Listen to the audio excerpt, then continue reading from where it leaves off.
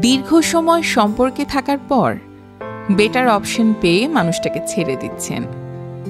মানুষটা আপনার জন্য কান্না করে বালিশ ভেজাচ্ছে।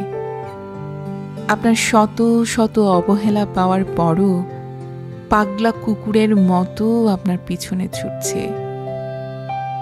কি ভাবছেন মানুষটা খুব বোকা? মানুষটা আসলে বোকা নয়, মানুষটা বিশ্বাসী।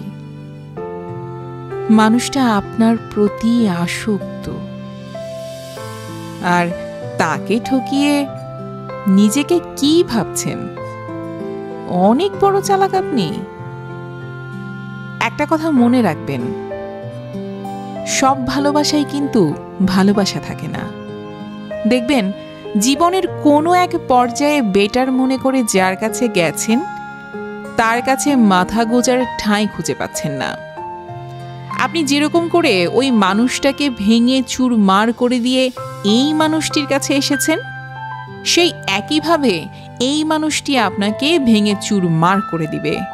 না পারবেন সইতে, না পারবেন বলতে। শুধু সময়ের অপেক্ষা।